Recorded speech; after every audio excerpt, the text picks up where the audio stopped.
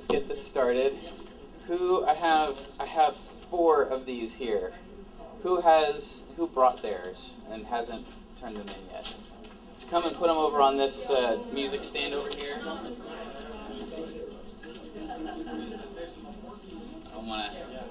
Don't hand them to me. Just, you can put them over there.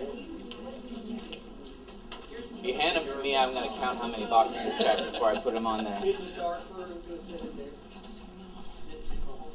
It's kind of minor. Yeah, I wouldn't worry about it. Okay.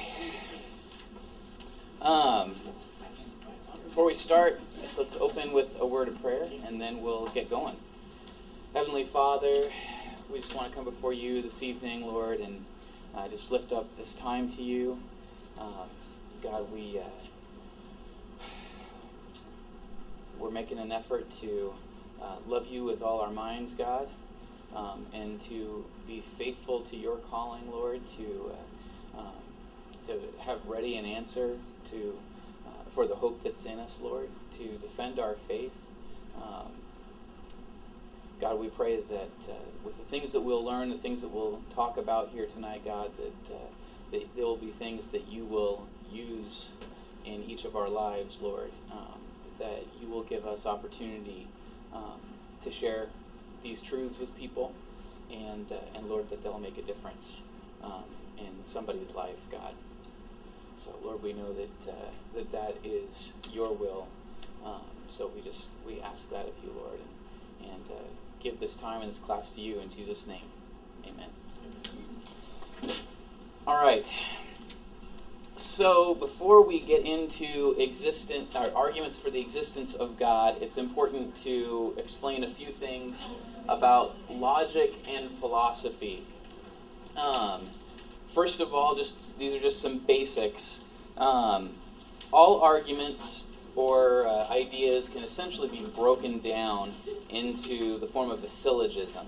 And a syllogism it's basically consists of at least 2 premises and a conclusion. So, for example, one common syllogism you might find in a Logic 101 class would be premise 1, all men are mortal. Premise 2, Socrates is a man. So conclusion, Socrates is mortal. That's a syllogism. And it's validly constructed, which means that if the 2 premises are true, the conclusion follows inescapably. So it's not good enough in a syllogism for the premises to just imply the conclusion. The conclusion has to be inescapable if the premises are true, and that's what a valid argument, that's how it's constructed. If the syllogism is constructed validly so that the conclusion is inescapable from the premises, and the premises are actually true, then the argument is said to be sound as well as valid. So you can have a valid argument that isn't sound, that doesn't lead to a true conclusion. I can't think of an example off the top of my head right now. But like, for example, to say that all men are mammals. Socrates is not a man, so Socrates is not a mammal. So that's validly constructed. If the premises are both true, then the conclusion is inescapable, but the premises aren't both true. So it's not sound. It's valid, but it's not a sound syllogism. So next, premises in an argument for God are not always inescapably true. There's often room for debate on at least one of the premises in any argument. And if one of the premises is not certain, then the conclusion is also not certain, or at least not demonstrated to be certain. However, we don't need the premises to be absolutely certain. We just need them to be more plausible than their opposites, or their negations, or their contradictions. So, for example, in an argument for the existence of God that we'll look at, the first premise is everything that begins to exist has a cause. that could be argued against. Somebody might bring an objection to that premise. Say, well, wait a second. I can think of reasons why something that began to exist might not have had a cause. But the reality is, in general, it's pretty safe to say that the reality that things that begin to exist had to have a prior cause, that's more plausible than saying things can come into being uncaused. So it's more plausible than its negation. Thirdly, no single argument is going to be an absolute proof of God's existence, but they don't need to be. Remember that the word apologetics comes from the Greek apologia, which refers to a defense, as in a courtroom. So imagine that you're a lawyer in a court trying to build a case to convict a criminal. You may have a piece of fingerprint evidence that's not conclusive all by itself. And then you may have a witness who didn't see enough to just convict on the basis of that one witness's testimony. And you may have a motive and a means for the person to commit the crime, but they're a little bit circumstantial. So any one of those pieces of evidence taken by itself might not be convincing, but all of them put together might form a really strong case that would fairly easily convince an unbiased jury. So that's what we're going for. There's no knockdown arguments for the existence of God, that just this one by itself makes the whole case.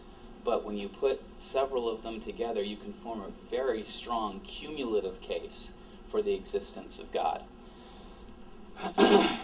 All right, so the existence of God, it's a central tenet to the Christian faith. We can see that in Scripture. For since the creation of the world, God's invisible qualities, his eternal power and divine nature have been clearly seen, being understood from what has been made, so that people are without excuse. Romans 1:20. Next, we have 1 Corinthians. Yet for us there is but one God, the Father, from whom all things came and for whom we live. And there is but one Lord, Jesus Christ, through whom all things came and through whom we live. In Hebrews 11:6, without faith it is impossible to please God, because anyone who comes to him must believe that he exists and that he rewards those who earnestly seek him. And we could throw in there dozens of other passages. John 1:1, in the beginning was the Word, and the Word was with God, and the Word was God. Or Genesis 1:1, in the beginning God created the heavens and the earth.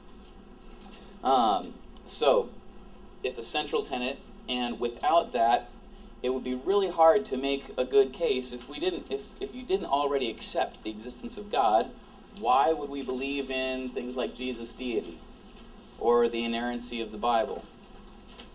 If we didn't believe in the existence of God, why would we believe in heaven or hell, angels or demons? What about, come on, clicker, miracles like the resurrection, objective right or wrong, the existence of the human soul? If we don't believe that God exists, it kind of undermines all of these other ideas. So this is really kind of the starting point. If you and somebody you're talking with don't already agree on the existence of God, that's the place to start. Because without that, all of these are kind of pointless conversations. So, it's also the most frequently attacked tenet of the Christian faith. Charles Darwin, I cannot persuade myself that a beneficent and omnipotent God would have designed parasitic wasps with the express intention of their feeding within the living bodies of caterpillars. Okay, that's not an argument you hear very often. It's so tiny. Yeah. Richard Dawkins, we're all atheists about most of the gods that humanity has ever believed in. Some of us just go one god further. That's a common one, and it makes no sense. So, P.Z. Myers, you can't say something is real. He's a biologist, by the way. You can't say something is real and then claim it exhibits none of the properties of any other real objects. and can't ever be examined or analyzed empirically. That's pretty much a good definition of not real. Any idea, any thoughts on that one before we keep going?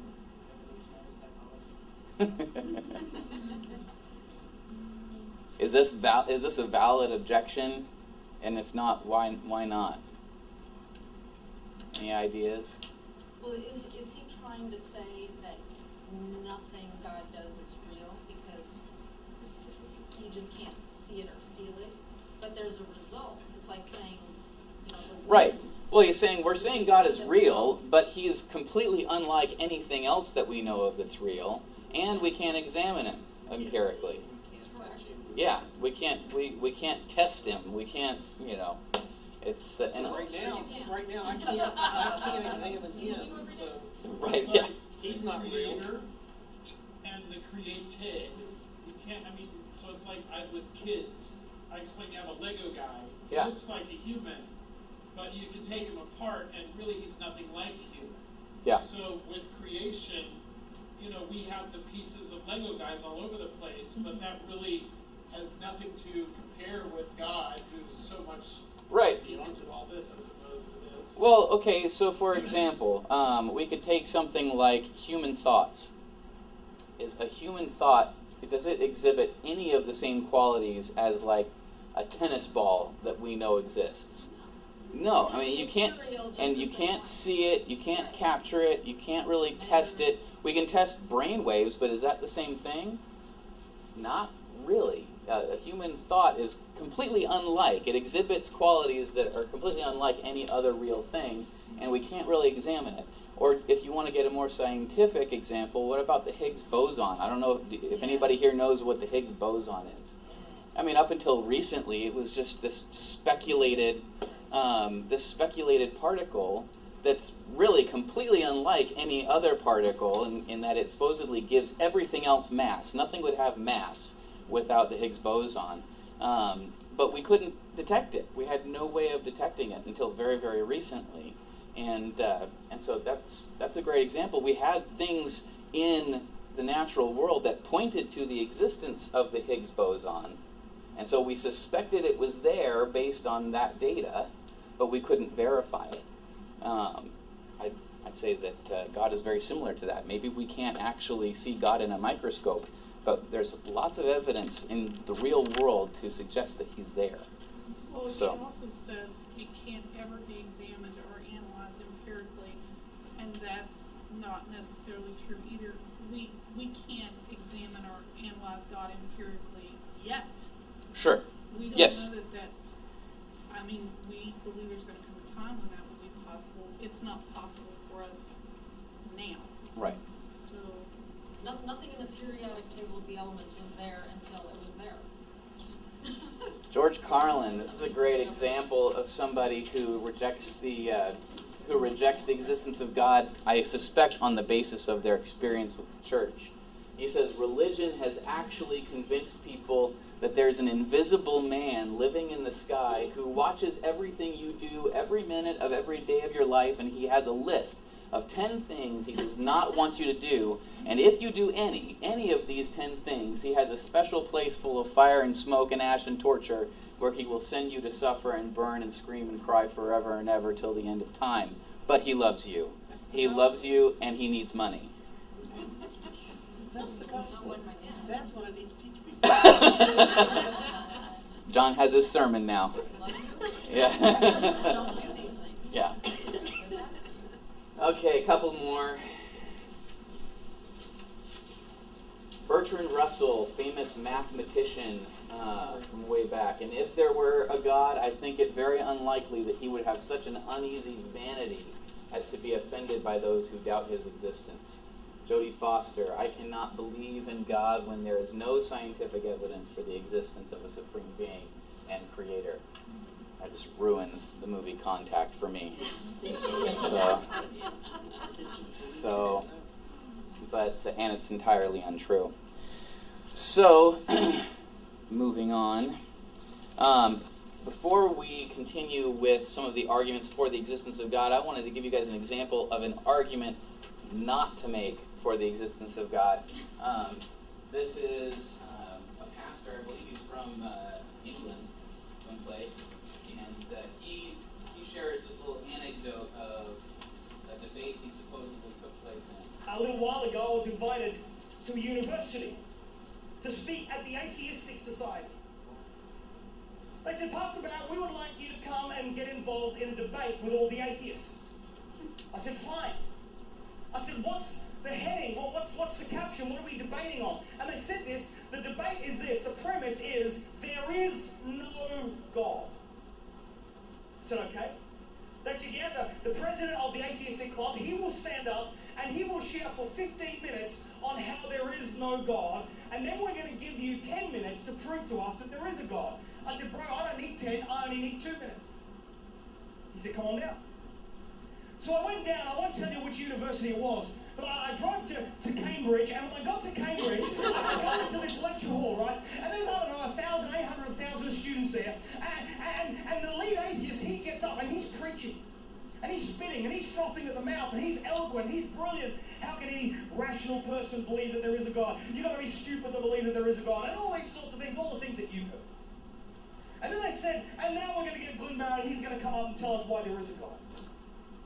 You ever read the verse, led like a lamb to the slaughter? So I get up on stage, and there's boos and hisses and all these sorts of things, and I come up the front, and I just said to the guy, I said, listen, you spoke so eloquently. I said, come and join me on stage. So he came and joined me at the podium at the front there, and I said, you believe there is no God? He said, there is no God. You cannot be a rational person and believe there is a God. I said, okay, help me out with this. I want to show you something. And I drew a circle on a whiteboard like this. I said, this circle represents knowledge. Everything that can ever be known about any subject fits in there. All the sciences, all the arts. You're an intelligent man. You study at this university. How much do you know of everything that could possibly be known? So he took a pen and he drew that and he went, I reckon I know this much. I said, wow, you're intelligent. He said, yeah, I am. I said, that's brilliant. I said, so that's what you do know? He said, yes. I said, and that's what you don't know? He said, yes. But this does exist, you just haven't discovered it yet. Yes. Therefore, could God not exist in a dimension that you haven't yet discovered?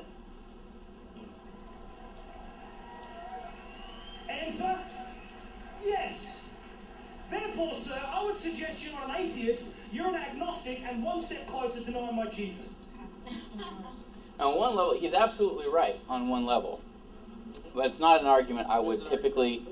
it's not an argument I would want to make for the existence of God, and here's the reasons why. On the surface, it sounds good, and it's true that there is a lot that we don't know, and much that we don't know includes many truths about God. But this argument makes two, I think, fatal mistakes. And the first is that it seemingly admits that we can't see any evidence of God with the things that we do know. As if science has actually explained every known fact without God. This gives the impression that there is no positive case to be made for God. That the best we can say is that there might be evidence out there that we haven't found yet. But that's not the best that we can say. And secondly, it confirms the atheist conception of God as an ever-shrinking hypothesis. Who here has heard of God of the gaps? Ever heard that term?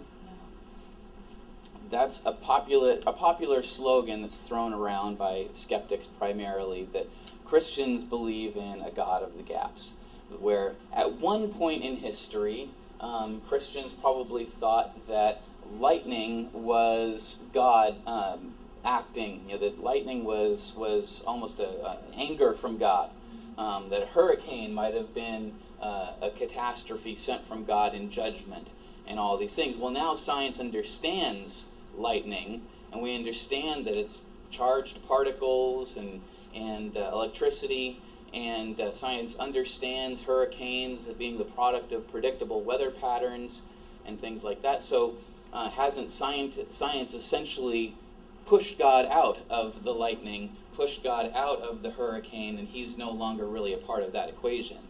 And the more things that science learns about, the more things that science explains, the smaller and smaller God gets. That's the God of the gaps hypothesis. So that's not one that we want to grant. to the atheist, I would say, first of all, God, even though we understand lightning much better than we did in the past, and hurricanes and so on, it doesn't for a second mean that God is not there in the lightning, that God is not using that, and that it's not there for some particular reason, and that hurricanes are just random events that don't have God or intelligence behind them at all. I don't think that's the case. So, the more we learn, the smaller God gets, but really this it just couldn't be more wrong. God upholds the world in all of its natural laws and all of its processes, and he uses them even many times without violating them, I would say. So, there is actually a wealth of supporting evidence for the existence of the Creator, so we don't need to appeal to a God of the gaps, or that God could be out there in the unknown facts that we have not yet uncovered. So, but one caveat, I'll say that there is evidence for a Creator. This is because many skeptics will be eager to point out that the arguments that we're going to look at today do not prove the existence of the God of the Bible, and in one level they're right. These arguments only get you to the existence of a transcendent Creator. Naturally, there are good reasons to believe that the God of the Bible is the Creator, but that's a separate logical step than what we're taking right now. Right now, we're just arguing to the existence of that Creator in general, and we're not necessarily identifying who he is. That's the next step after this. So, and within the defenses for the existence of God, there's three different categories. Firstly, there's arguments from creation, is how I'm going to put it. The first of these, one that we'll look at today, is the Kalam cosmological argument. It's essentially an argument from the beginning of the universe. So I'm not going to get into that one now because we'll talk about it in depth later. But the next is the fine-tuning or design argument, which basically argues that there's so much about the world that's intelligible and so finely tuned for life that there has to be an intelligence behind it. This is one that we won't take a look in depth at tonight because I don't think there's time, and there's so much to that argument. But I will show a brief little video that kind of summarizes this argument because I think it is important.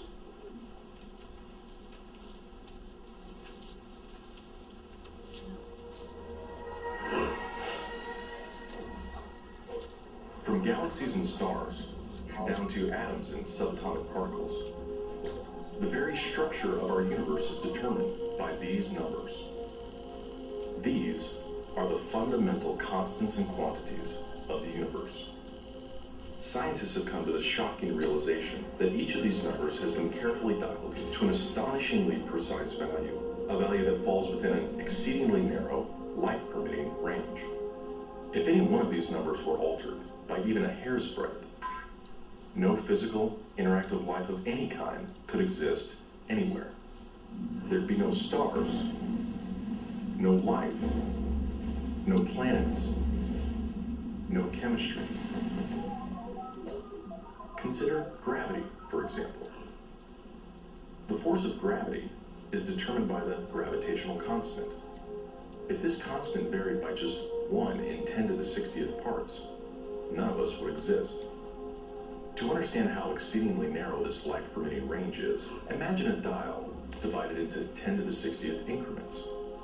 To get a handle on how many tiny points on the dial this is, compare it to the number of cells in your body, or the number of seconds that have ticked by since time began. If the gravitational constant had been out of tune by just one of these infinitesimally small increments, the universe would either have expanded and thinned out so rapidly that no stars could form and light couldn't exist, or it would have collapsed back on itself with the same result: no stars, no planets, and no life. Or consider the expansion rate of the universe. This is driven by the cosmological constant. A change in its value by a mere 1 part in 10 to the 120th parts would cause the universe to expand too rapidly or too slowly. In either case, the universe would, again, be life-prohibiting. Or, another example of fine-tuning. If the mass and energy of the early universe were not evenly distributed to an incomprehensible precision of 1 part in 10 to the 10 to the 123rd, the universe would be hostile to life of any kind. The fact is, our universe permits physical, interactive life only because these, and many other numbers, have been independently and exquisitely balanced on a razor's edge. Wherever physicists look, they see examples of fine-tuning. It's an atheist. The remarkable fact is that the values of these numbers seem to have been very finely adjusted to make possible the development of life. Also an atheist. If anyone claims not to be surprised by the special features that the universe has, he's hiding his head in the sand. These special features are surprising and unlikely. Also an atheist. What is the best explanation for this astounding phenomenon? There are 3 live options. The fine-tuning of the universe is due to either physical necessity, chance, or design. Which of these options is the most plausible? According to this alternative, the universe must be life-permitting. The precise values of these constants and quantities could not be otherwise. But is this plausible? Is a life-prohibiting universe impossible? Far from it. It's not only possible, it's far more likely than a life-permitting universe. The constants and quantities are not determined by the laws of nature. There's no reason or evidence to suggest that fine-tuning is necessary. How about chance? Did we just get really lucky?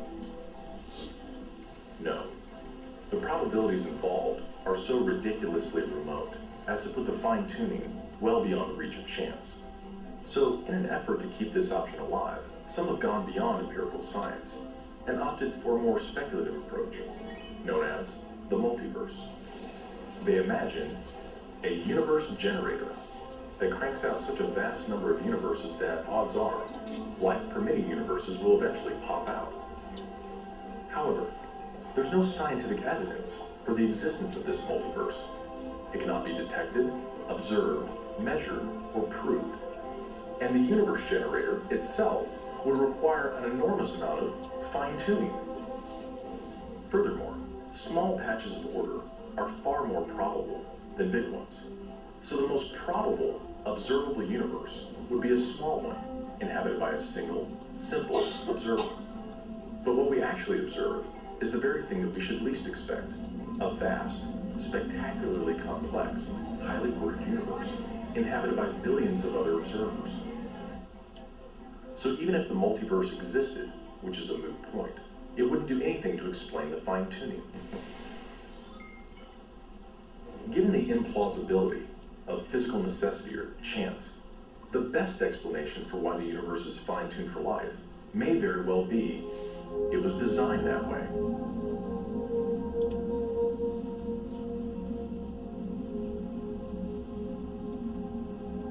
A common-sense interpretation of the facts suggests that a super-intellect monkeyed with physics, and that there are no blind forces worth speaking about in nature. The numbers one calculates from the facts seem to me so overwhelming as to put this conclusion almost beyond question. There is for me powerful evidence that there is something going on behind it all. It seems as though somebody has fine-tuned nature's numbers to make the universe. The impression of design is overwhelming. The heavens declare the glory of God. The skies proclaim the work of his hands. Day after day they pour forth speech. Night after night they reveal knowledge.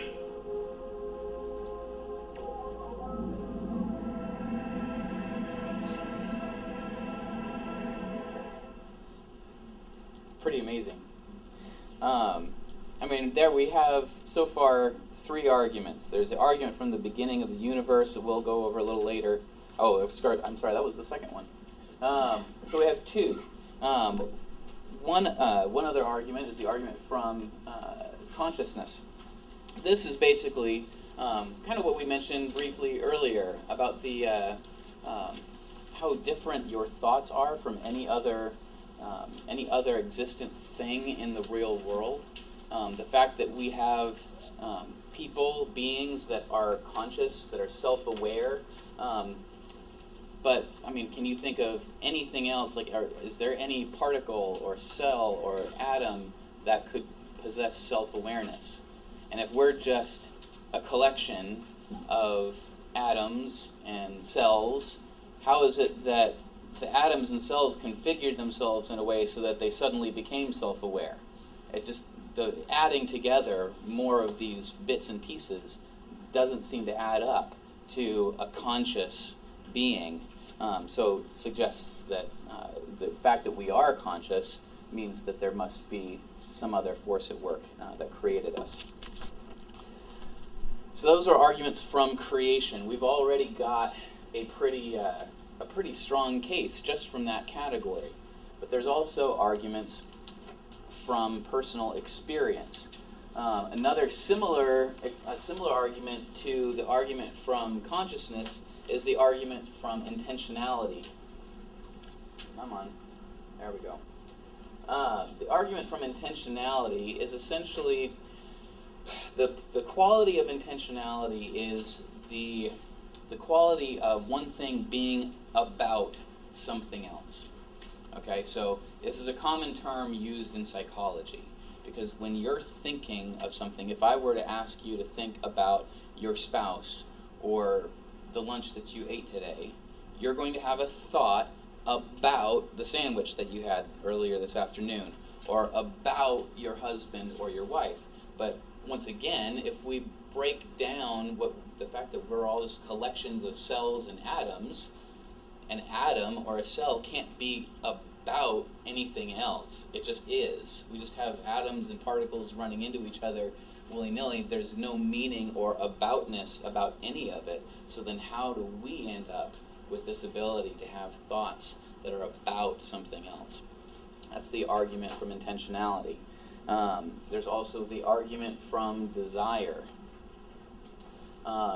This is a popular one that has been put forward quite a lot by C.S. Lewis. If you've read him, you may have run into this before. The fact that you feel hungry, for example, is evidence that your body is intended to consume food. So that desire for food is an indicator that food exists, right?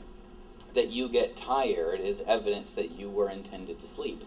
Part of the order of things seems to be that there is no desire which is created in us that does not point to some real object in the real world. But if we find in our hearts a desire which nothing in this world seems to satisfy, it might suggest that that desire is looking for an object that's outside of this world, namely God. A quote from C.S. Lewis saying this goes like this. He says, "A wish may lead to false beliefs, granted. But what does the existence of the wish suggest? At one time I was much impressed by Arnold's line, quote, nor does the being hungry prove that we have bread," end quote. But surely, though it doesn't prove that one particular man will get food, it does prove that there is such a thing as food.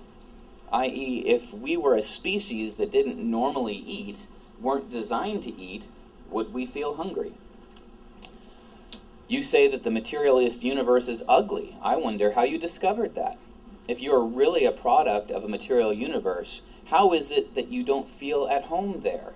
Do fish complain of the sea being wet? If they did, would that fact itself not strongly suggest that they had not always been or would not always be purely aquatic creatures? Notice how we are perpetually surprised at time. How time flies. Fancy John being grown up and married. I can hardly believe it. In heaven's name, why? Unless indeed there is something in us which is not temporal. It's the fact that we're always so surprised at how fast time is going by seems to suggest that we're made for a place where time isn't a factor. Ecclesiastes 3:11 says that he has put eternity into man's heart. So that's the argument from desire. There's the argument from common religious experience or belief. not everyone's experience of transcendent or spiritual things are the same. Surely Hindus claim to have had certain experiences with spiritual things, which we would argue are counterfeit or deceptions. But the fact that so many have experienced something of the spiritual, whether it's from God or whether it's a deception from the enemy, or if it's paranormal, all of those would strongly suggest that spiritual things do exist. So this does not so much prove God's existence as much as it attempts to disprove the naturalists' denial of the supernatural altogether. So this would essentially attempt to show that there are things like spirits out there, and then once we've admitted that spirits exist, it's not really that big a leap to say that, well, God may exist too. Also, there is the argument from beauty. Atheistic judgments seem to have, or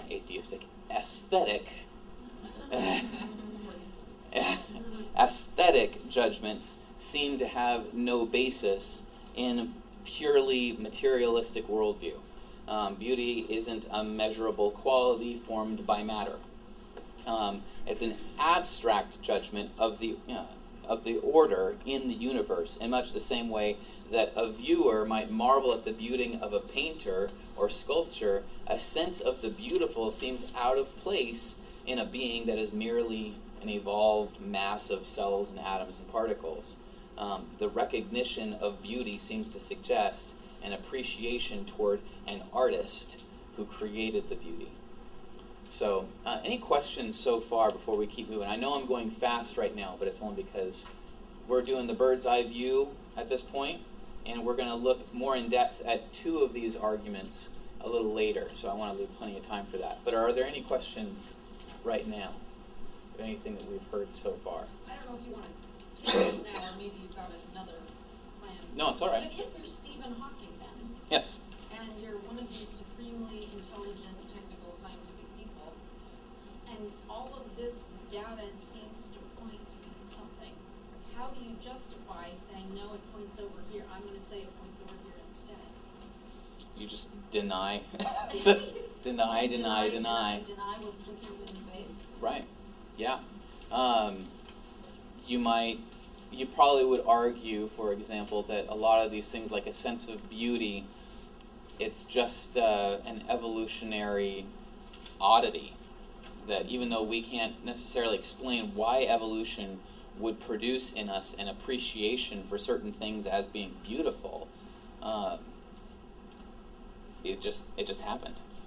So, and random chance, natural selection and genetic mutation does all kinds of crazy things, and so that's how we ended up with thoughts that are about other things and an appreciation for the beautiful, or so on and so forth, and this weird uncomfortability with how fast time goes by.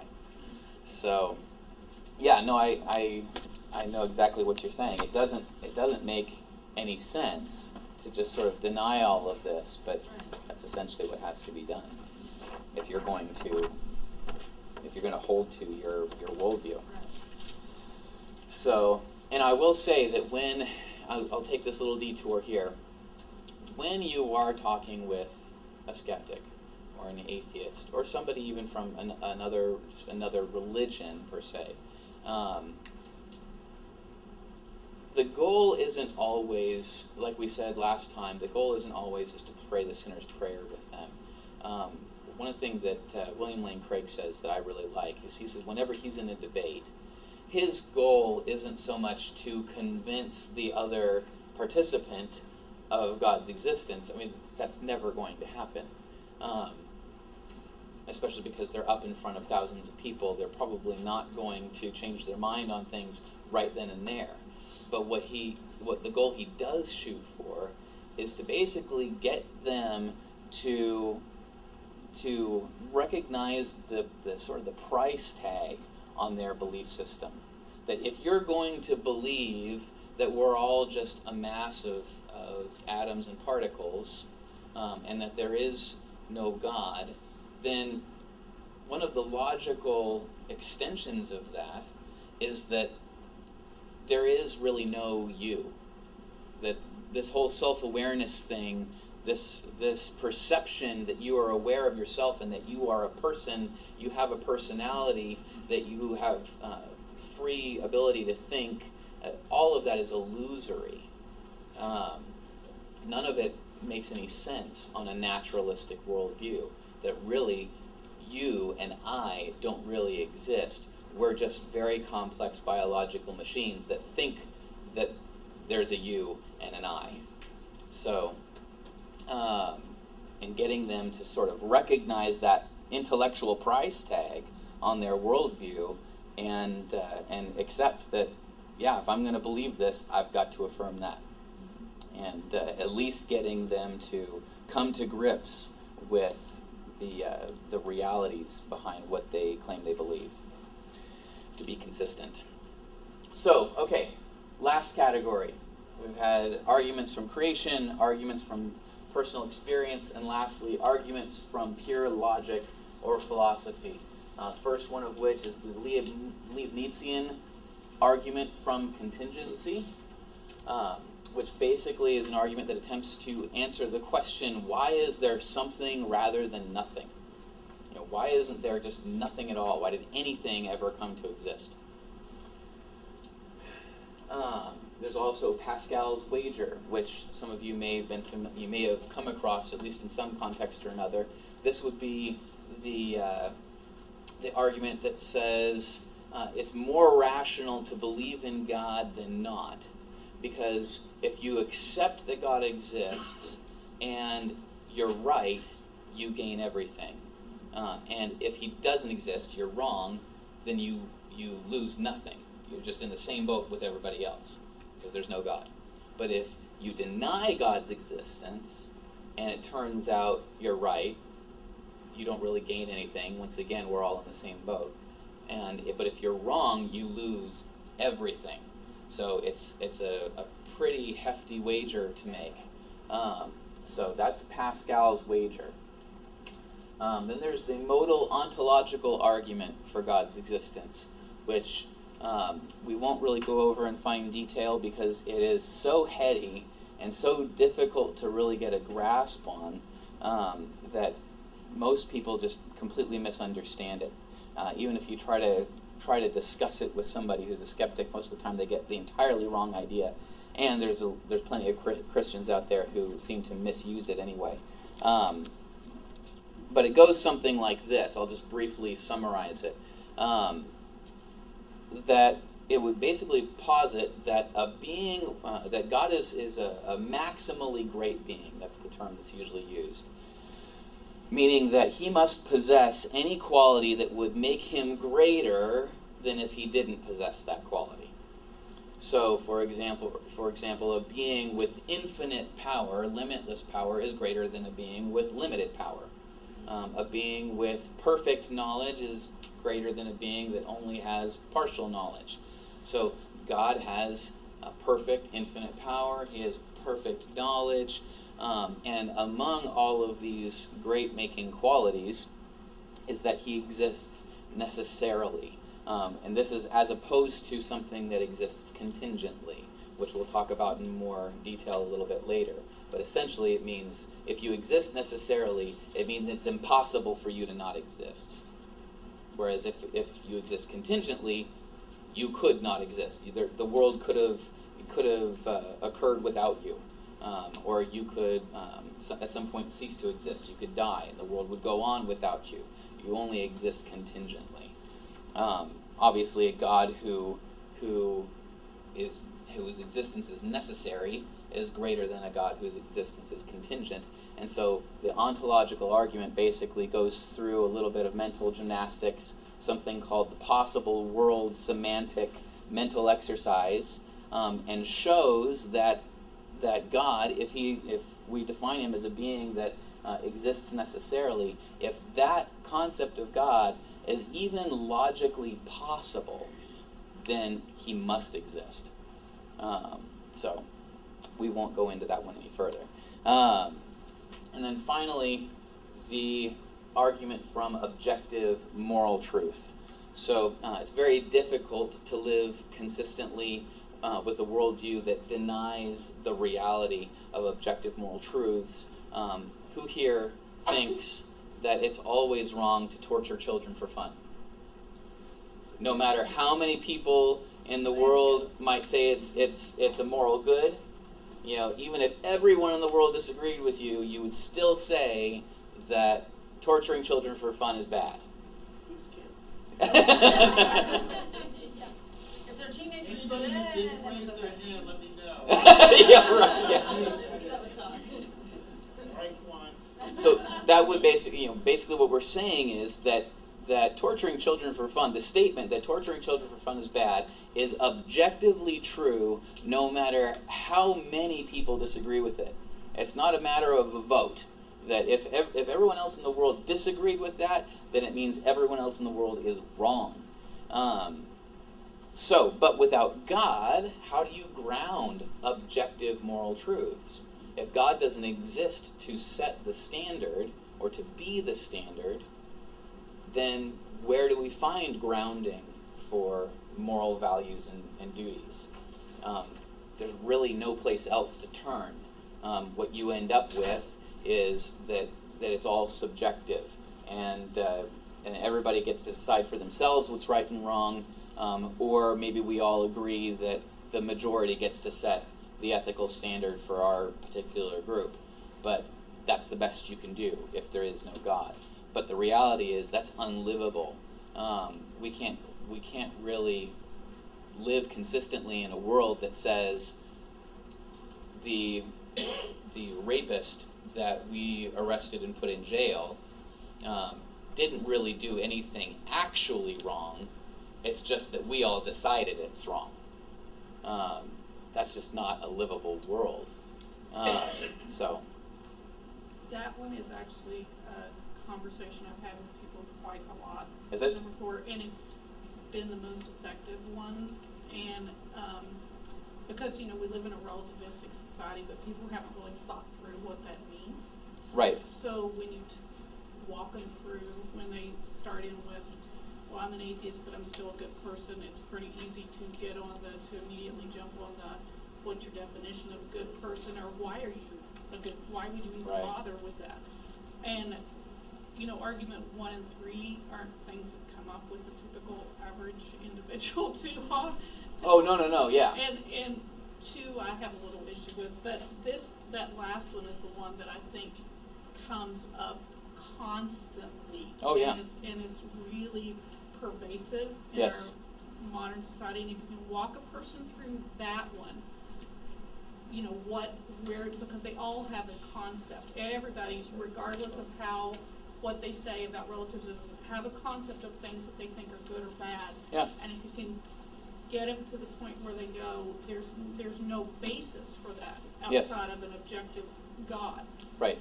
The only other source you have is saying society determines it, or the government or the state determines it. Exactly. And then they get into a problem too, because what do you say about Nazi Germany, or, you know, a Saudi Arabian country that's, you know, torturing women? You know, there's all kinds of things Right. you can get into that they There's have a no problem basis with. for judging No, any of that. what they're doing.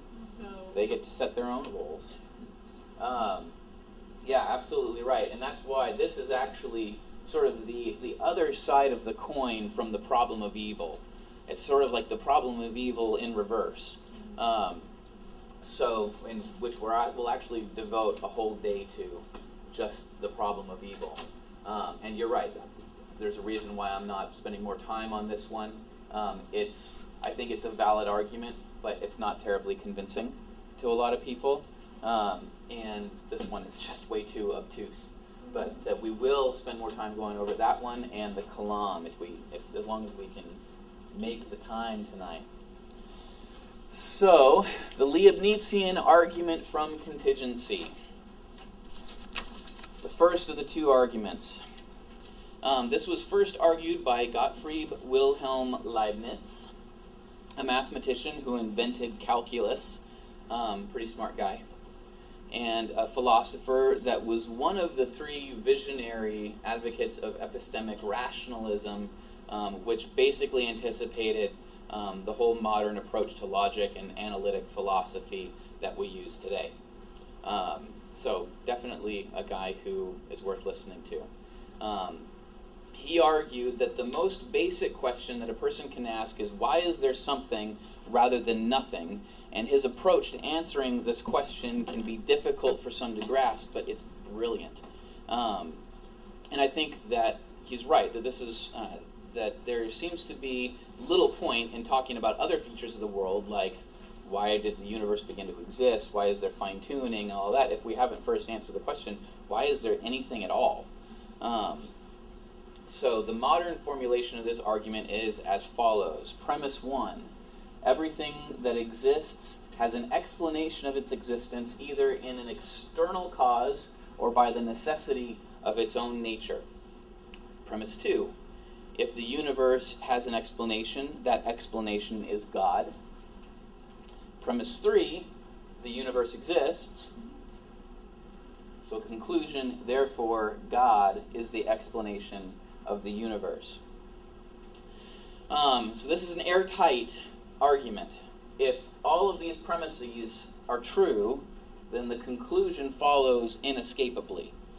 So the atheist, if he wants to deny the conclusion, he's got to deny one of these three premises and assert that there's a reason why one of these is false. So we can see that one of these is not likely to be denied by anyone.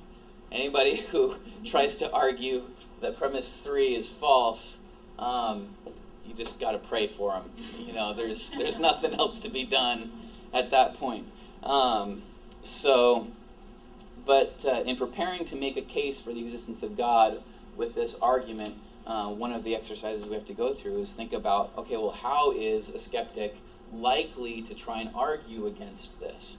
Where would they try to deny, and how would they try to deny one of these other two premises? So premise 1 is called the principle of sufficient reason. The whole idea that everything that exists has an explanation of its existence, that's the principle of sufficient reason. There needs to be a sufficient reason for everything that exists. So, but it's important to note that in that premise, we're identifying two different kinds of things. There's either things that have an explanation of their existence in an external cause, or by the necessity of its own nature. So this is getting back to what I mentioned briefly earlier, the difference between necessary existence and contingent existence. So a necessary being is something that cannot fail to exist, whereas a contingent being, it's logically possible that it could have not existed. So an example of a necessary being besides God might be on a Platonic view of the world. Plato used to argue that God was this thing called the demiurge.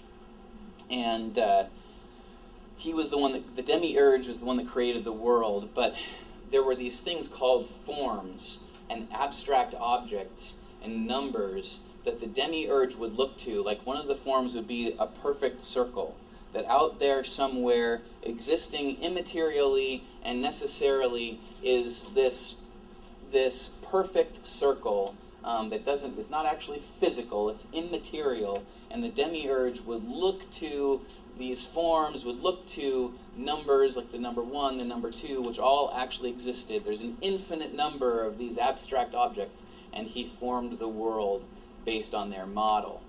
So that's a Platonic view of the world. So under Platonism, numbers would be things that exist necessarily.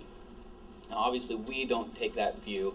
Christians generally argued that numbers were actually concepts in the mind of God.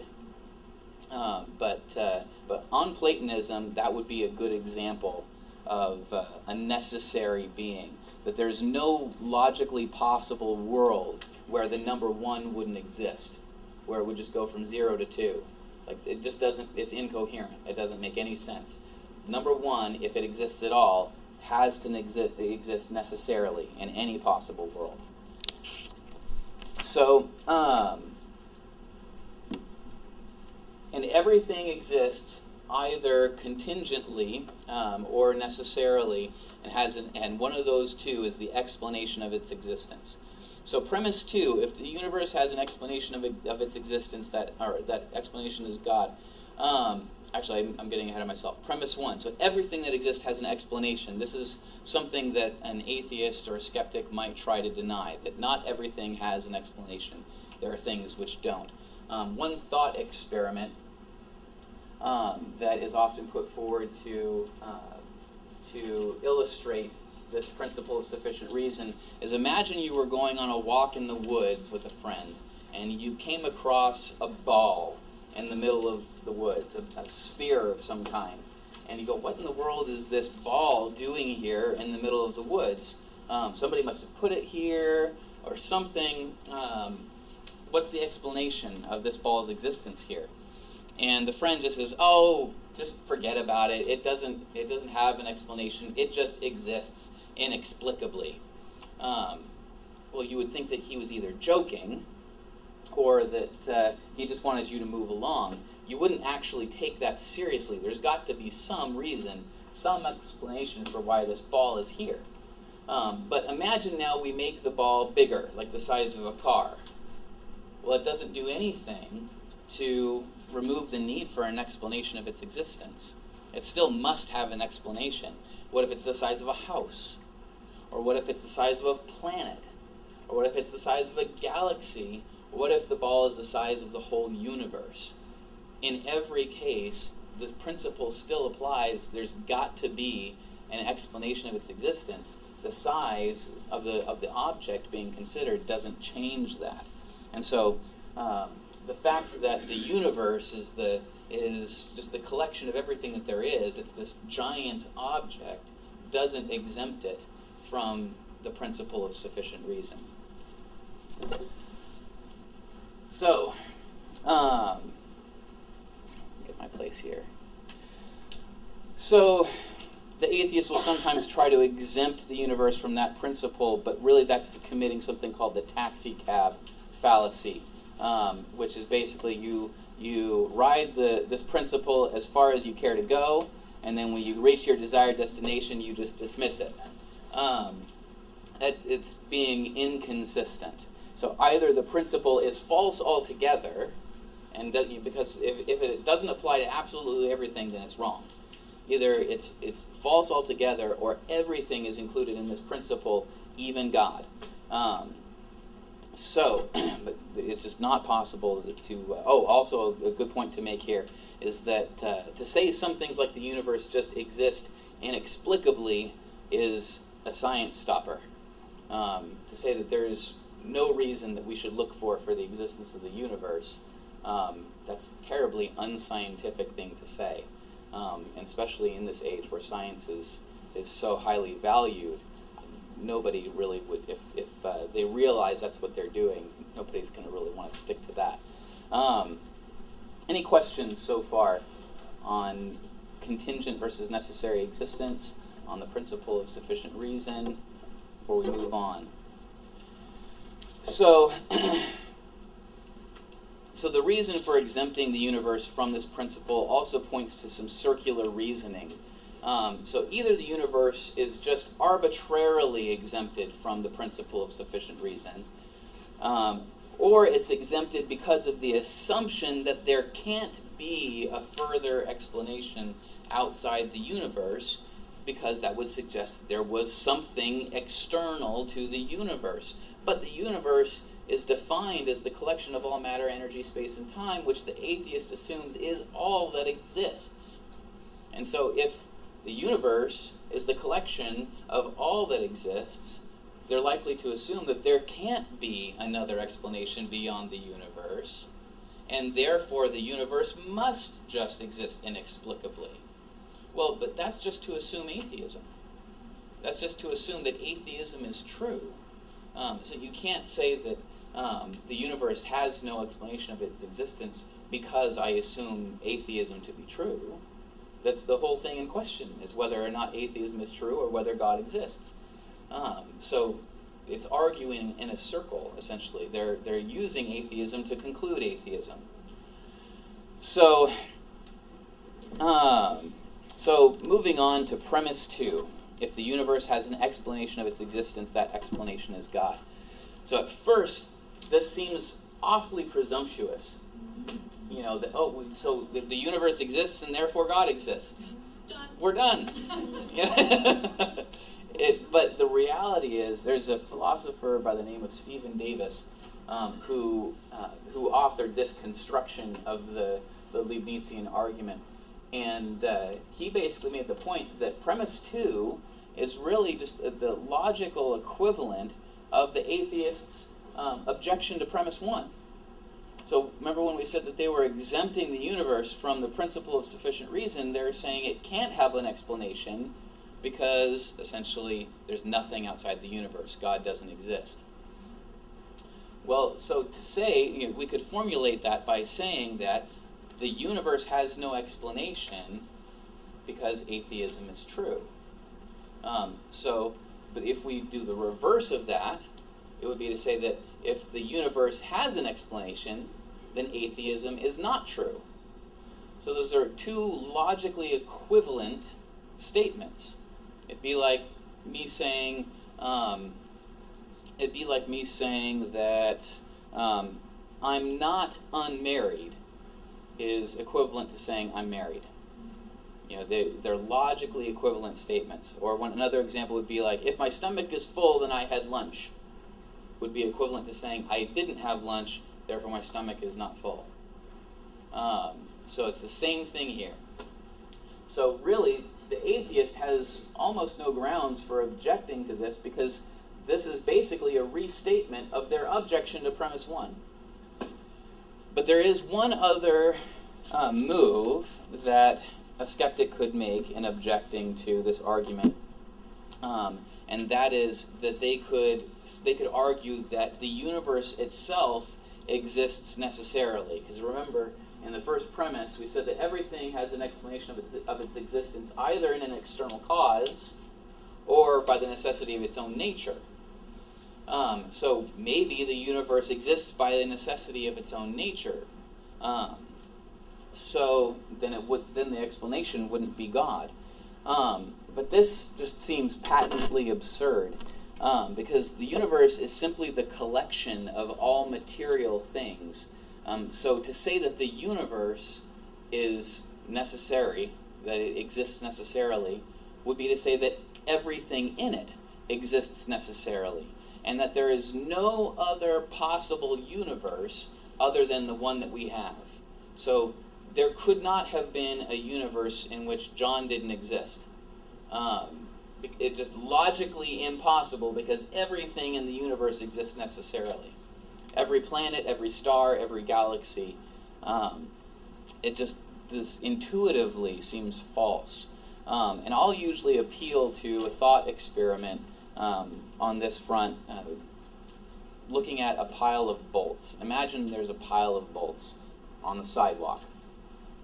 And each bolt exists in the pile contingently. Doesn't have to be there. It's just there contingently. And imagine that you start taking out each of these contingently existing bolts. Well, when you finally remove the last one, what happened to the pile? There is no pile. It's gone. Well, but if the pile exists necessarily, that's not possible, right? So basically what we're saying is that the bolts, if they're contingent, the pile can't be necessary. If the bolts are contingent, then the pile is contingent. And essentially the universe is just the giant pile of all material things. Yes? Well, could you say that if one thing existed by external cause, that means the universe is not caused by necessity of its own nature? Right. If just one thing. Right. Yeah, even if just one thing were contingent, then that means that the universe as a whole could not be necessary because there's something about it that changed. something about it that was not necessary. So it seems absurd to say that the universe exists necessarily. And the same principle also applies, the same way that we applied it to bolts. They'll try to argue that, well, maybe the stars and the planets don't exist necessarily, you and I don't exist necessarily, but the foundational matter that we are all made up of does exist necessarily. So that it's necessarily existing matter arranged in different contingent configurations. But if you get down to the fundamental pieces of matter that make up the universe, so we'll take quarks as our example, because below atoms are made up of protons, neutrons, electrons, and neutrinos, and you get down and there's smaller particles that make up those particles, and you get down there are these quarks that are the smallest particles that we at least are able to detect. And so everything is made up of different configurations of quarks. Well, isn't it possible that the universe could have been composed of a different set of quarks than the ones that we have? Why is that not possible? It seems perfectly logically possible that could be the case. If that were the case, this would be, in a sense, a different universe. If it's made up of entirely different material, it's a different universe. One example of that would be to consider your shoes. If you think about your shoes, is it possible that your shoes could be made of steel, entirely made out of steel? And if they were made entirely out of steel, would it be the same pair of shoes? Well, no, it would be a different pair of shoes. The shoes you have on aren't made of steel, and so your steel shoes are not the same as these shoes. It's a different pair of shoes. So to say that the underlying stuff in the universe exists necessarily just logically does not seem to be logically impossible, and I think there's good reason to believe that that's contingent as well. We have about 20 minutes. We actually could go through the Kalam. I was thinking that I might have to. I was thinking we might have to skip the Kalam because we might run out of time on this one. But are there any questions before we jump into that one? How do you approach this in an actual conversation? Essentially, what I would often do. Call up Brian and say, hey, I need you to come over. Somebody's asking me. Well, a question. For example, you're not gonna give this kind of presentation to somebody in a casual conversation, right? This presentation exists so that you all understand the argument as deeply as I can possibly help you to understand it. In a casual conversation, however, you might just, in the course of, if it is natural, and you start to talk about things of this nature, existential issues, you can bring up the question of why is there something rather than nothing, and just see what they say. That's usually the place to start. You don't want to start by saying, hey, I got this great argument to give you for the existence of God. What do you think? Yeah, it's really just asking, what are your views on this? Why do you think that there is something rather than nothing? And see what they say. And if they think that, I don't know, I just don't think there is a reason why there's something rather than nothing. Well, then you can kind of ask directing questions of them and just be like, well, so really you think it's all here inexplicably? There's no reason, and you can take them through just some thought experiments, like for example, the ball in the woods. That whole idea that it's kind of impossible that anything should just exist without explanation. Even God doesn't exist without explanation. He exists by the necessity of his own nature. That would, in a nutshell, be the way that I would approach this with somebody in a real world conversation. So, any other questions? Yes. Question. Just when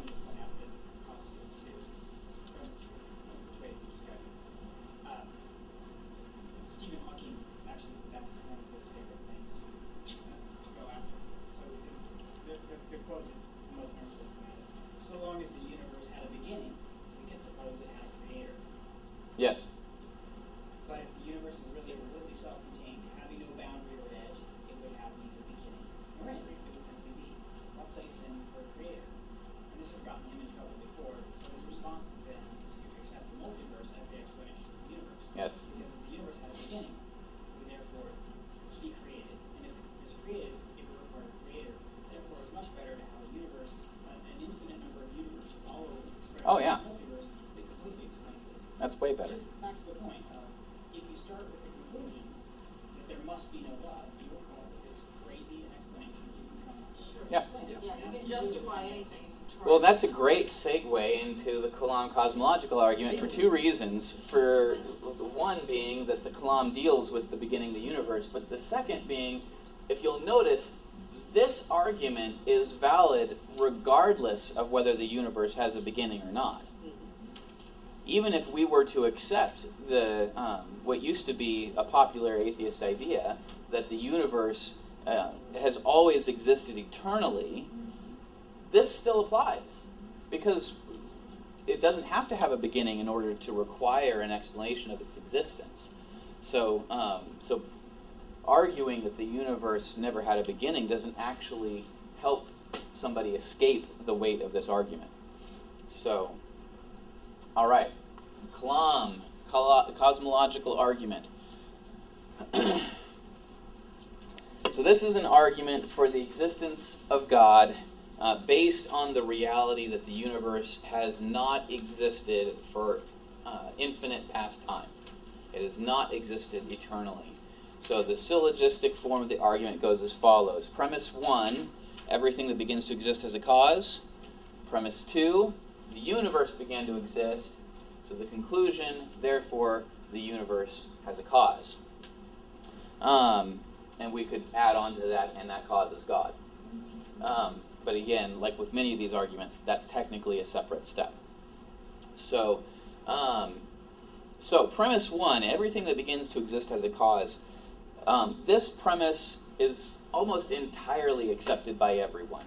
There is the occasional person who might think that they can argue against this premise, but it's really just silliness. Because anybody can intuitively understand that things do not just begin to exist uncaused. Things aren't just popping into existence without some prior cause.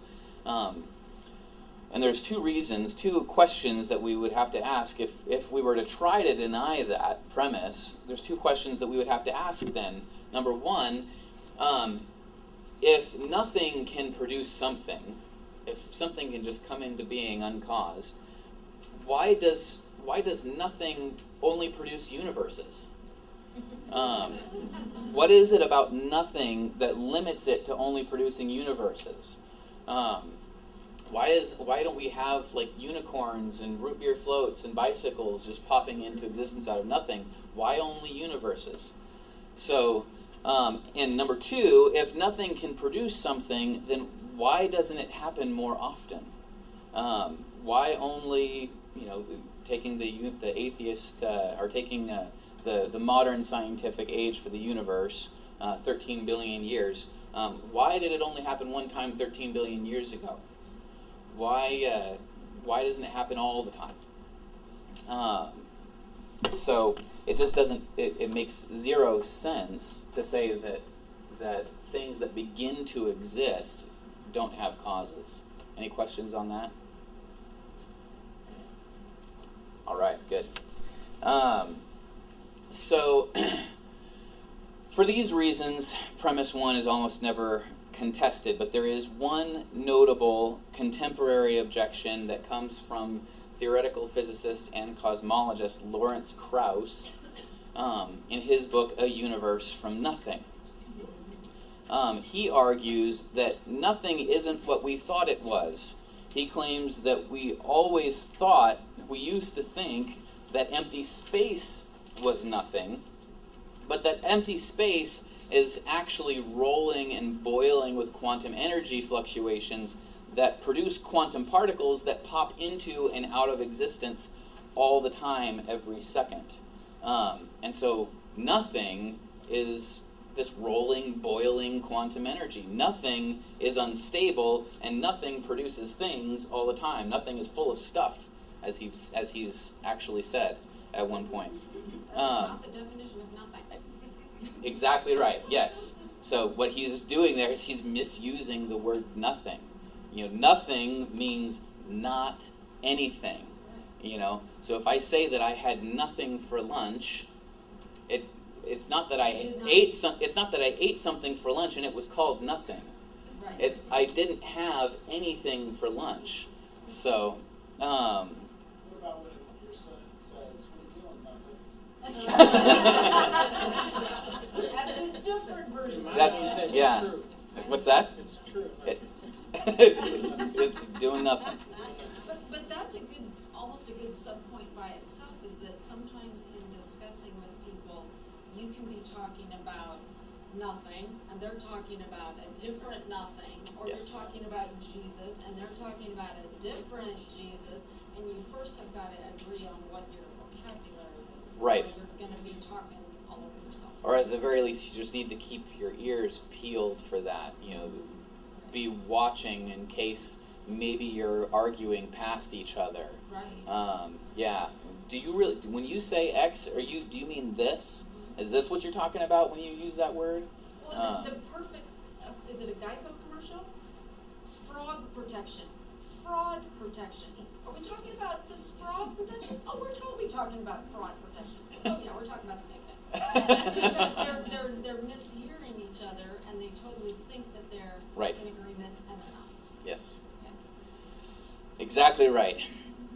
So, premise one guy disagrees with it, and almost nobody else. So, premise two, the universe that began to exist. When people do object to this argument for God's existence, it's usually based on this premise. And this, historically, has been an issue that's been debated for millennia. Plato and Aristotle both believed that matter existed necessarily, uncreated, and therefore eternally. The Bible obviously disagrees with that. In the beginning, God created the heavens and the earth. The implication here is that creation had a finite past. That's what the Bible is saying. There's no pre-existing material out of which the universe was formed when God made it. It was simply made out of God's will.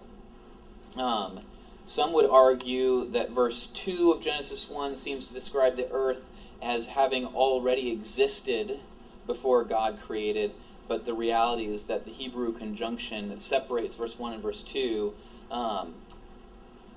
sets up the first verse as prior to what follows. So, heaven and earth is a phrase commonly used in Scripture to refer to everything that exists. So if you think about what are the heavens in ancient Jewish conceptualization, what do they mean when they talk about the heavens? Well, it's all of that up there. It's everything above your head. And what is the earth? It's everything below your feet. So when in the beginning God created the heavens and the earth, He created everything above your head and everything below your feet. He created everything in the beginning. Out of pre-existing quarks. Necessarily existing pre-existing quarks. So contrast the Greek view of an eternal universe with that in John 1:1, where in the beginning was the Word, and everything was made was from the Word. These two competing views produce a debate in Western culture that lasted for over 1,000 years about whether creation had a beginning. And this debate started between pagans and Christians, but grew to include Jews and Muslims that also had an interest in the issue. Enter Al-Ghazali, a Muslim theologian and philosopher who was concerned that other Muslims in his day were being influenced by Greek philosophy to deny the beginning of the universe. So Muslims were beginning to adopt the notion that the universe flowed necessarily out of God and was therefore beginningless and co-eternal with God. Al-Ghazali was the one that developed the earliest version of this argument in his critique titled The Incoherence of the Philosophers. He argued that it was impossible that the universe be beginningless, and since everything which begins to exist has a cause, that cause must be God. So during the Middle Ages, there wasn't any scientific evidence to suggest that the universe had a beginning, or not, but Al-Ghazali proposed a philosophical reason for why the universe must have a finite past. He suggested that if the universe has no beginning, then the number of past events in our universe would have to be infinite. There would have to be an infinite number of past moments if the universe had no beginning. But this is impossible because an actually infinite number of things can't exist in reality. One way that we can know that the actual infinite can't exist is through a thought experiment called Hilbert's Hotel. This was a thought experiment that was dreamt up by a philosopher and a mathematician, I believe, by the name of David Hilbert. So let's imagine that you have a hotel in which all the rooms are currently occupied. And if a new customer were to arrive and ask for a room, the owner of the hotel would have to tell him, "I'm sorry, but all of our rooms are full," and turn him away. But suppose that the hotel had an infinite number of rooms, and all of the rooms were full. There was an infinite number of guests in every single one of the rooms. And a new customer comes up to the hotel and asks to rent a room. The proprietor says, "No problem. I'll make space for you quite easily." And what he does is he just asks the guest in room 1 to move to room 2, and the guest in room 2 to move to room 3, and so on out to infinity. And now all of the guests are still accommodated, and there's now one empty space, and so the new guy comes in, and everyone is accommodated. So, but now it gets even worse, because what if a giant bus showed up with an infinite number of people asking for rooms in the hotel? What does the proprietor say? He may think for a second, and then he says, "No problem, I can accommodate you quite easily." And what he does then is he asks the guest in room 1 to move to room 2. He asks the guest in room 2 to move to room 4. Asks the guest in room 3 to move to room 6.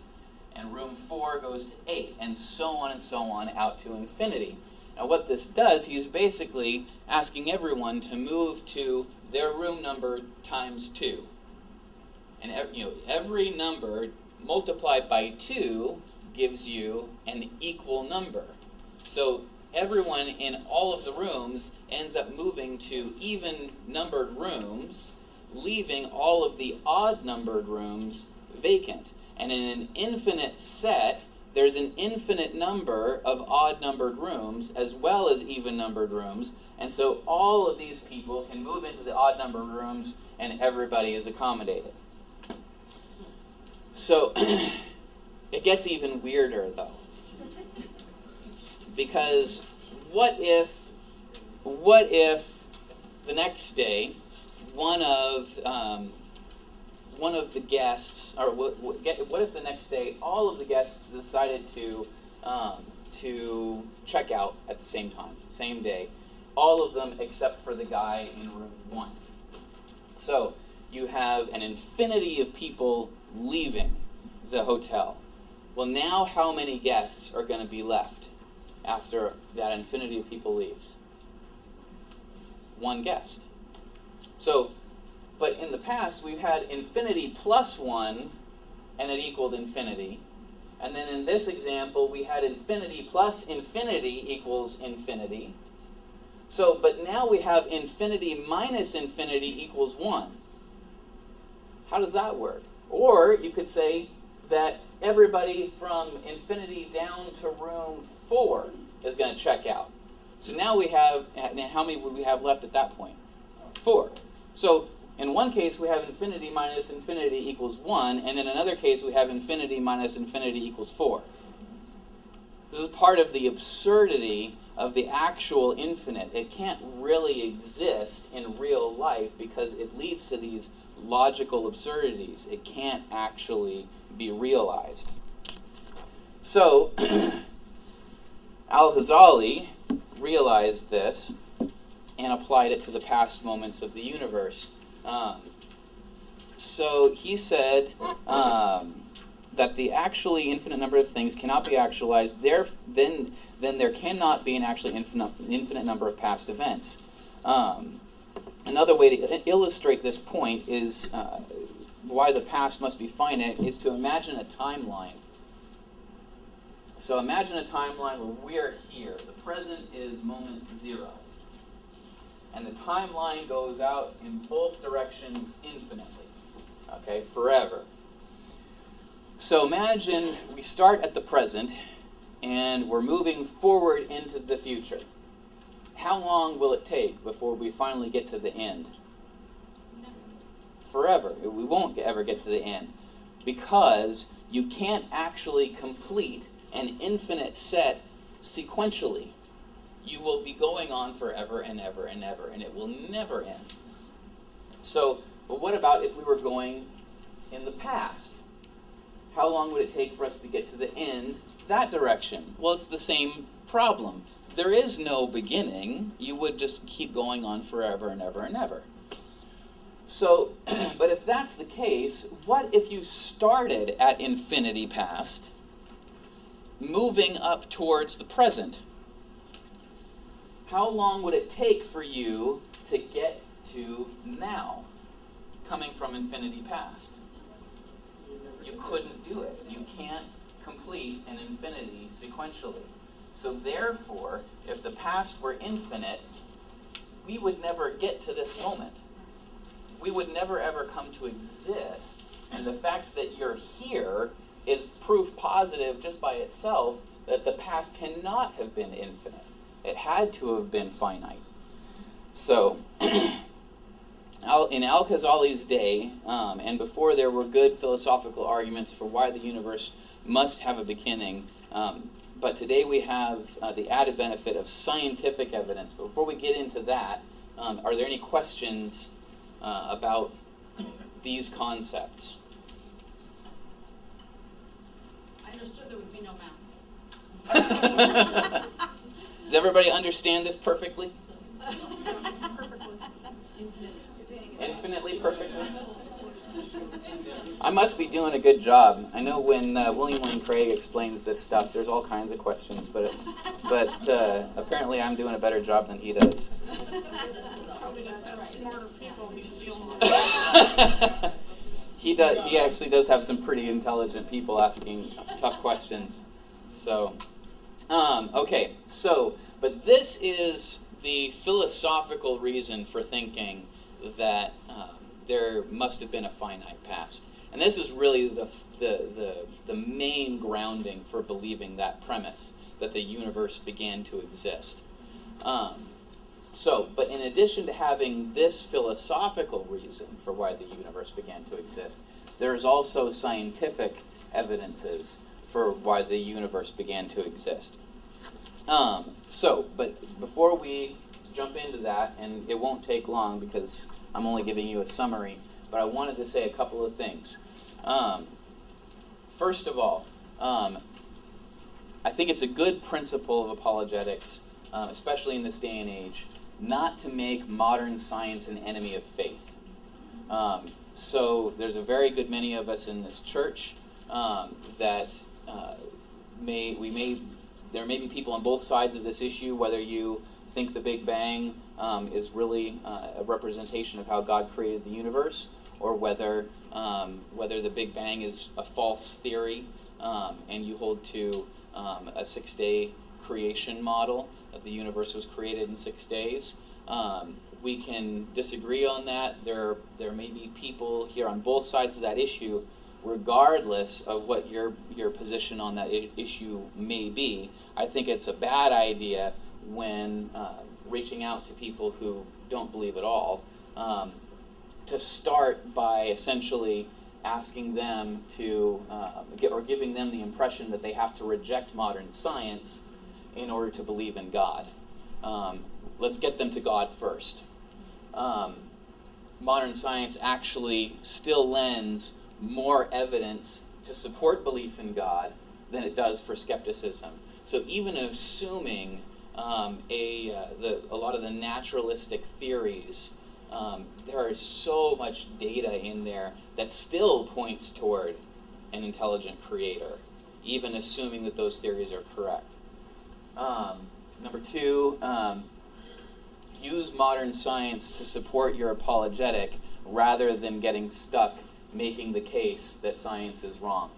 Because if you start to get into a disagreement over whether this scientific theory is correct or incorrect, that will take you on a never-ending rabbit trail, and you'll never get out of it. It's better most of the time to just say, you know what, even assuming that you're right, or and never even bring up the, oftentimes I won't even ever bring up the fact that I disagree.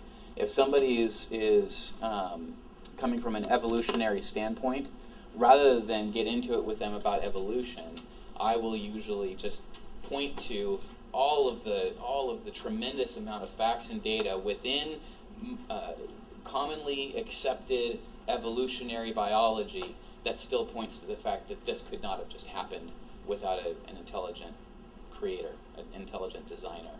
So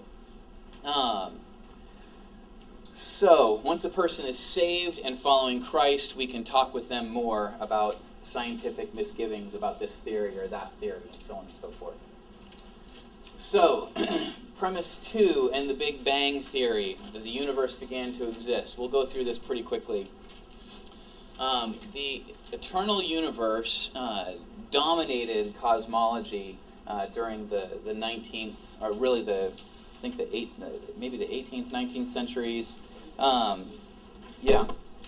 So for a long time, it was simply assumed that the universe was eternal and static. It didn't change, or at least not on the whole, it didn't change. So,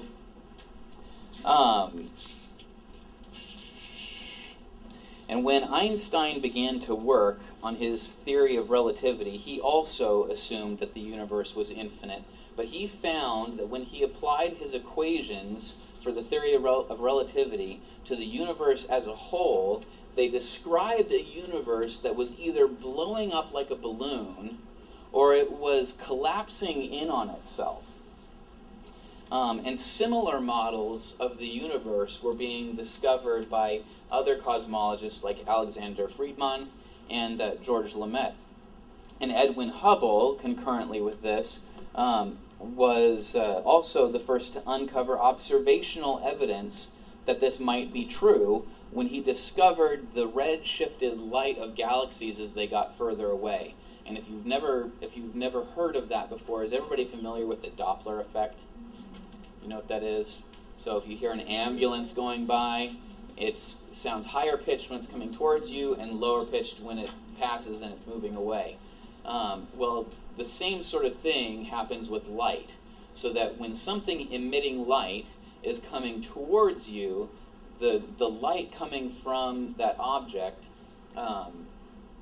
takes a bluer hue. It shifts to the blue end of the spectrum.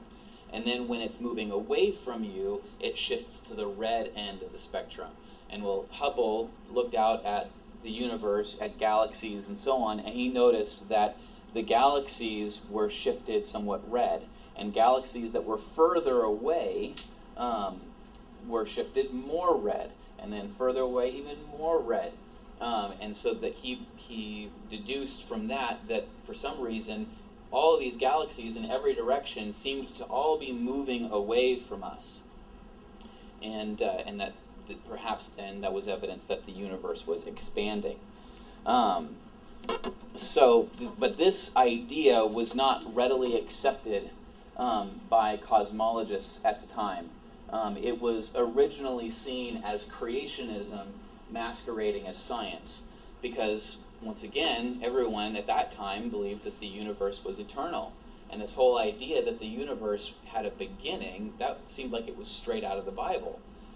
So you originally had guys like, I believe his name was Fred Hoyle, who was a cosmologist, he was the one that actually termed or coined the term Big Bang for this theory. It was supposed to be a derisive joke, that this theory described this universe that just came into existence.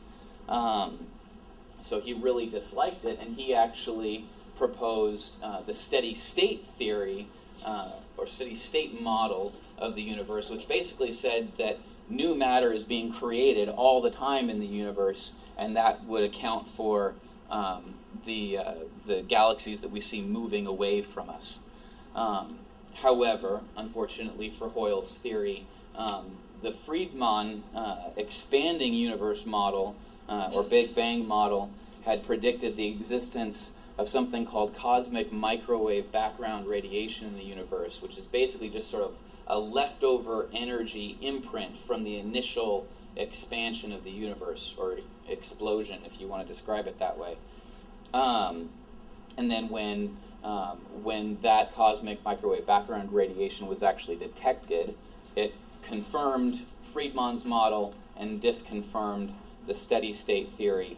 And so the Big Bang theory eventually, as a result, became the accepted standard model of the cosmos. So, but this expansion actually describes a universe in which space itself is expanding and consequently moving everything further apart. Where is my... Oh yeah, eventually accepted. I'm getting behind. And today, this theory enjoys not only observational evidence, but three cosmologists by the name of Arvin Board, Alan Guth, and Alexander Vilenkin produced a mathematical proof that any universe which is, on the whole, expanding must have had a beginning point in the past. That you can't have an expanding universe without also having a beginning point at some time in the past. So that is now proven mathematically, which is pretty much as good as it gets. So this is now beyond just mere cosmological theory, at least in the eyes of mainstream cosmologists, but it's a mathematical truth. But how do we know if the universe began to exist that the cause of the universe beginning to exist is God? Well, remember that the universe is the collection of all matter, energy, space, and time.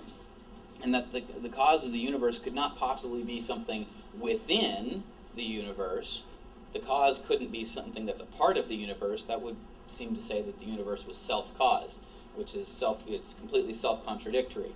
It has to be something outside of the universe. But if the universe is all matter, energy, space, and time, then that means the cause must be immaterial, spaceless, timeless, all-powerful, beginningless, intelligent being. And what does that sound like? Yeah. So how do we know that the cause of the universe beginning to exist was in fact God? Well, it's just an analysis of what would fit this bill, and it really comes down to either, just because of the immateriality and the spaceless, timeless, it's either an immaterial mind, or you could potentially put in that placeholder an abstract object, like a number, like what we said before. But the problem is with numbers is they're causally effete. They're causally impotent. They don't stand in causal relations to anything. So that's ruled out. So it has to be an intelligent cause. It has to be a person.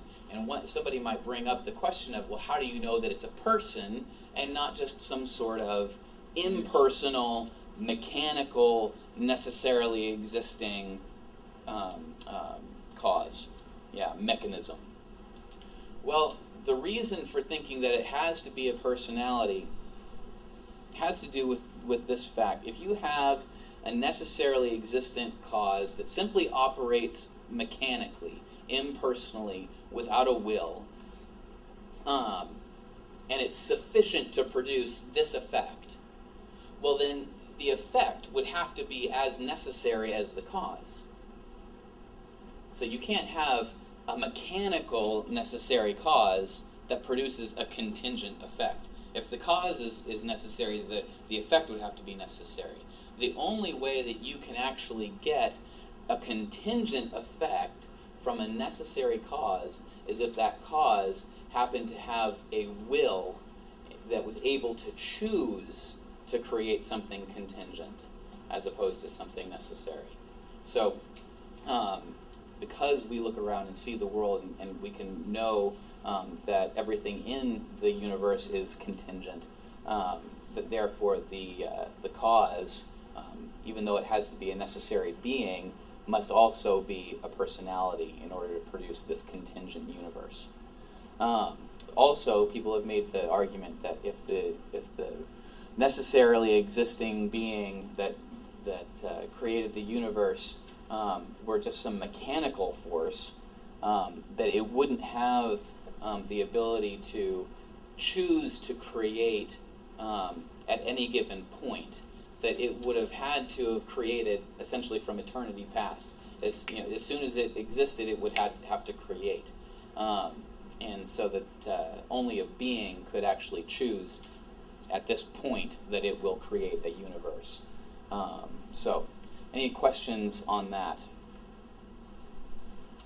I should have forwarded my slide earlier, but I got lost in thought. This is basically what an example of what we're talking about, where this is the standard cosmological model now, where back here you have the beginning of the universe, a period of just really rapid expansion, which produced this cosmic microwave background radiation that we see now, and then from there on out we have this kind of a slow expansion, and today they actually believe that the universe is actually accelerating in its expansion. So it's there are people who might like to try and propose alternate models of the universe where it expands and then contracts back in on itself and then expands again, and it sort of every time it does that, a new universe is born, so to speak. But those models typically fail because they don't tend to pan out. And even if you were to get a universe like that, it can only expand and contract so many times. You can't go back into eternity past with an oscillating universe like that. And plus, it would have to have an even greater level of fine-tuning than the universe that we have now. So, or the universe that we have modeled here, at least. So, any other questions on that? Oh, go ahead. Hard question for you. Yes. Previous slide you said, use modern science to support your apologetic rather than get stuck making the case that science is wrong. At some point, you run the danger of being unscientific about that. The Big Bang Theory is less than, 110 years. Sort of no. You mean like it's a recent theory? Recent theory. Yeah. And to make your whole argument based on science and science is a fallacy as well, because that has been tried before. Right. Galileo, Ptolemy, those explanations of the solar system and what's the center of the Right. The Earth is the center of the universe. Blah, blah, blah. So when and if Don't this, play where is the point at which using modern science will actually get you? yes, when and if this is ever disproven, Right. then what does that do to our apologetic? Well, I think at that point we would just have to wait and see what replaces this within the modern scientific community. I mean, that would decide a little bit what we do. But primarily, what I would say to that is, this is only kind of a secondary evidence for premise 2 of the Kalam cosmological argument, that the universe began to exist. The primary evidence was the philosophical proof that we looked at earlier, with the fact that the actual infinite cannot really exist. The example of Hilbert's Hotel and the timeline That's the solid reason for believing that premise 2 is correct. But in this age where science seems to be such a huge, it seems to be so highly valued in the lives of so many, if they're like Lawrence Krauss, whose picture we saw up there a little bit earlier, who wrote The Universe from Nothing, he talks about philosophers, like philosophy is dead. Philosophy means nothing, which I think is terribly ignorant, and his whole book proceeds to talk about philosophical questions after he makes that statement. But he just doesn't even realize that he's doing philosophy, and he's just doing it very poorly. He defines his terms halfway through his argument. Right, and so it can be helpful, and you just need to use your judgment. It can be helpful to present the scientific evidence that is most commonly accepted today that also supports the premises in this argument. But again, you have to use your judgment on it, because one day this may be disproven and may be discarded in favor of something else. And then we'll have to decide at that point, does that now support this argument? Maybe we'll just have to stick with the philosophical and not even get into the scientific evidences. So, any other questions? Go ahead. Okay, so is it reasonable to ask a person to, like, let's say they're saying that they don't believe God exists, and can you prove he exists? Is it reasonable to probe into that and say, why do you think he doesn't exist? What has led you to the conclusion that he doesn't exist? And so that they kind of have to defend, their doubts. Yeah. I mean, and make a case, they make the case to prove that there isn't a God. And that kind of can help you understand where they're coming from in the beginning and why they doubt that there's a God anyway. But for, leading the conversation to where I'm asking lots of questions to make them defend their doubts, is that a reasonable direction to go in the conversation? Yeah, I think that's Or what probably does the that most mean? productive approach to take most often. Most often you're going to get a lot more, a lot better response by taking interest in what they think on an issue and asking lots of probing questions than you are by just simply telling them what you think. So, yeah, absolutely. Go ahead, Becky, and then... I was just going to add to that. I mean, a lot of what I've seen Brian do with peers is just poke holes in their thoughts, get them ask questions that they can't answer. Like, for the time, he spent about 6 months meeting with Mormon missionaries that came to our door, and he met with them once a week. And he just spent all the time with them, asking them questions they didn't know how to answer about their own faith, and it caused them to go search it out, and hopefully begins to cause them to doubt in what they're actually believing. Right. Get them to doubt their doubts. I mean, that's really, Tim Keller wrote that book, The Reason for God or whatever. Anyway, his first half of his book is getting them to doubt their doubts. Yes. Yep. Yeah, I was speaking with someone once and they were giving me all kinds of explanations. I didn't even know what they were talking about. And I said, do you make your attorney on that? He said, yes. And I said, have you always felt that way? He said, well, only for the last couple of years. Before that, I believed in this. And he told all kinds of stuff that he didn't know what he was talking about. And I said, well, back at that time, did you make your attorney on that? He said, well, yes. I said, well, since you changed it once, you anticipate possibly changing it again. And if so, what does that speak about when you're vetting the attorney? Yeah. That's good. You don't want to Very bet on good. shifting sand. One more question? Anybody? All right. Final thought. We've said that the creator of these arguments, of this argument at least, must be spaceless, timeless, immaterial, beginningless, personality. One problem with that is that Allah of the Quran also fits all of those criteria. So how do we know that this being is the God of the Bible and not Allah?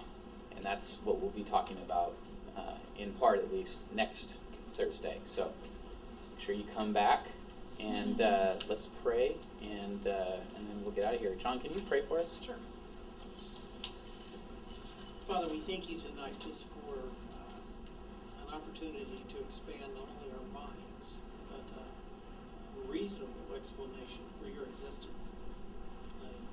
We know that not only that you exist, but because of the design of our lives and the direction and course of our lives, we know that we have a future of a life with you, personal life, of blessing and of glory. Thank you for using Brian tonight. I pray that the things that we've learned will be beneficial not only in explaining our faith, but leading people to you. It's in your name we pray. Amen. Amen. Really quickly, if you weren't here last week, come up and find me before you leave, and I'll write your email address down so you can get the link to the video or anything else that you want. Right. Yeah. If you didn't get the video from last week, I can send that to you if you just give me your email address. Otherwise, you can go to the Facebook page or go search out our channel on YouTube.